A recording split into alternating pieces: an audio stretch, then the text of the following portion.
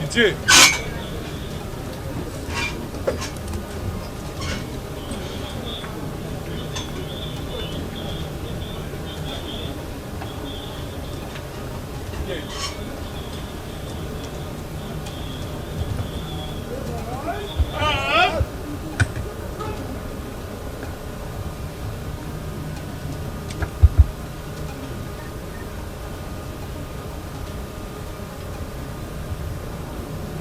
Excellence, Monsieur le Président du Conseil présidentiel de transition, Excellences, Mesdames et Messieurs du Conseil présidentiel de transition, Excellences, Monsieur le Premier ministre Alexis Didier,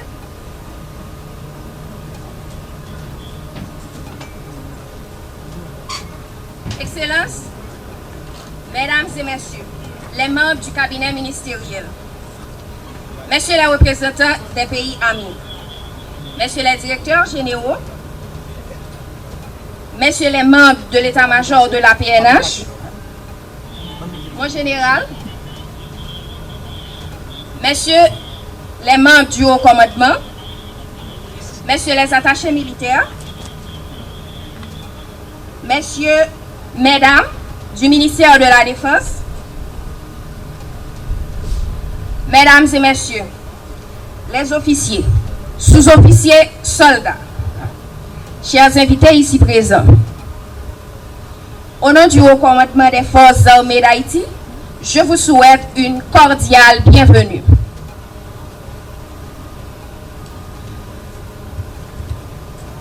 Je commence mes propos en vous invitant à applaudir cette louable initiative du président et des conseillers présidents de doter les forces armées d'une nouvelle base nommée base Vertières.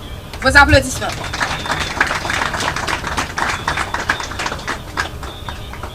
Merci, Excellence.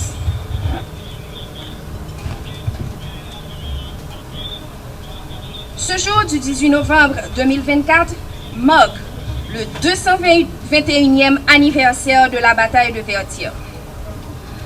En dépit des circonstances, cette date mérite d'être marquée compte tenu de sa valeur dans les annales de l'histoire nationale et internationale.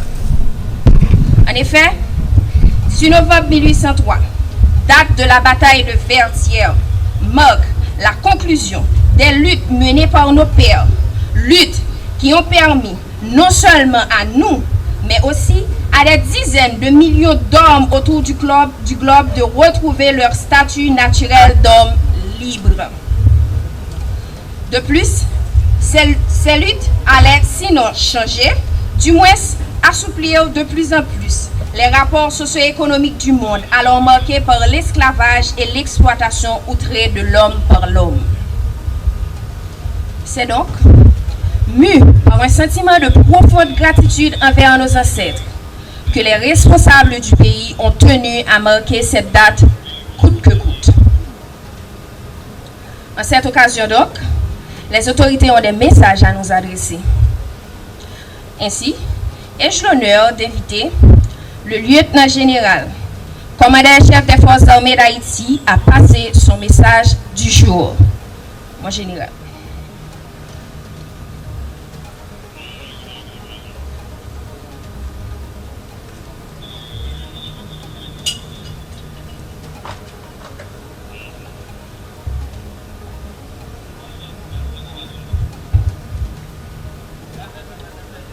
Excellences, Monsieur le Président et les membres du Conseil présidentiel de transition, Monsieur le Premier ministre et les membres du gouvernement,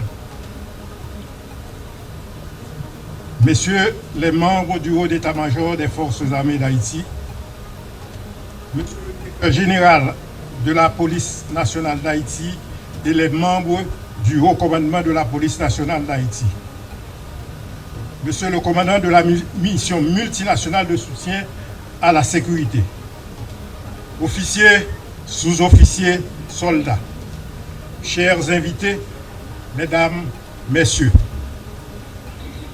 en ce 221e anniversaire de la victoire des troupes indigènes sur les forces coloniales à Vertières, nous rendons hommage aux héros des hauts faits d'armes. S'il est dans les temps modernes une date mettant fin à une ère de brutalité et de barbarie pour donner naissance à une période de fraternité et d'harmonisation universelle, c'est bien le 18 novembre 1803. Création d'un État nègre, projection d'une république noire, matérialisation concrète de la Déclaration des droits de l'homme et du citoyen, fin de la prédominance d'une race, autant de paradigmes qui s'affirment dès que l'adjudant général Bonnet, mandaté par le général en chef Dessalines, reçut fanions et drapeaux des brigades et régiments capitulés. Et notre armée de vauriens se sublima en scellant en État-nation. C'est pourquoi la date du 18 novembre, par son symbolisme, son idéal, sa grandiosité, a été retenue comme le jour des forces armées d'Haïti.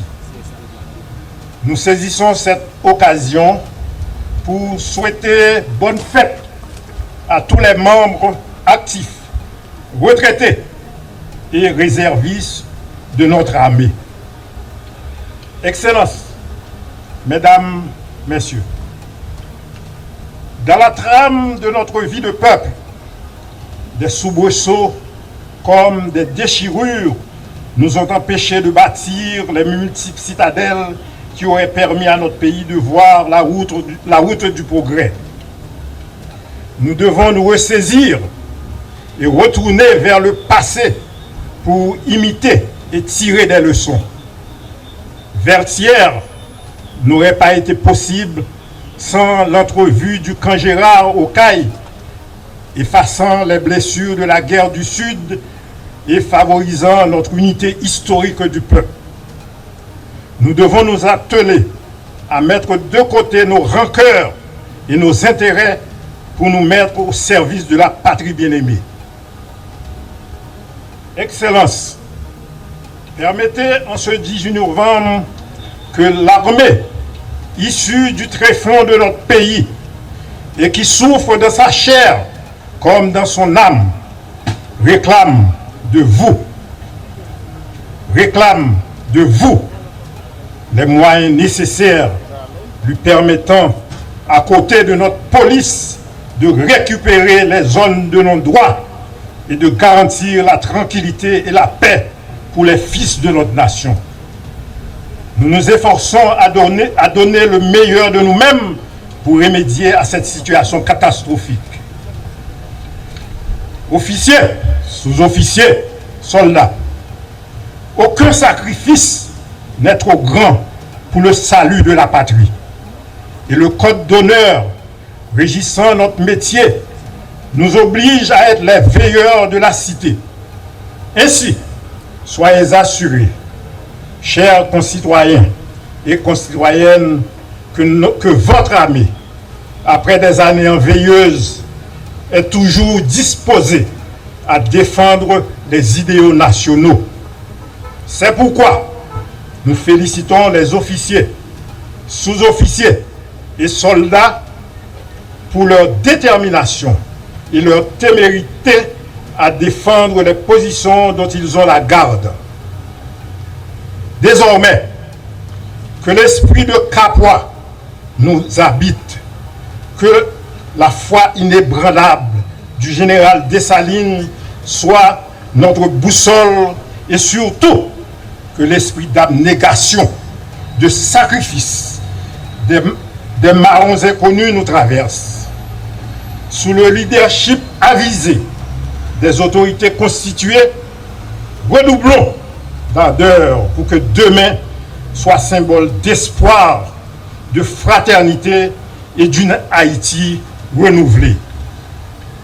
Que Haïti soit la seule et unique préoccupation de notre institution. Que vive l'esprit de Vertières, Haïti renaîtra. Merci.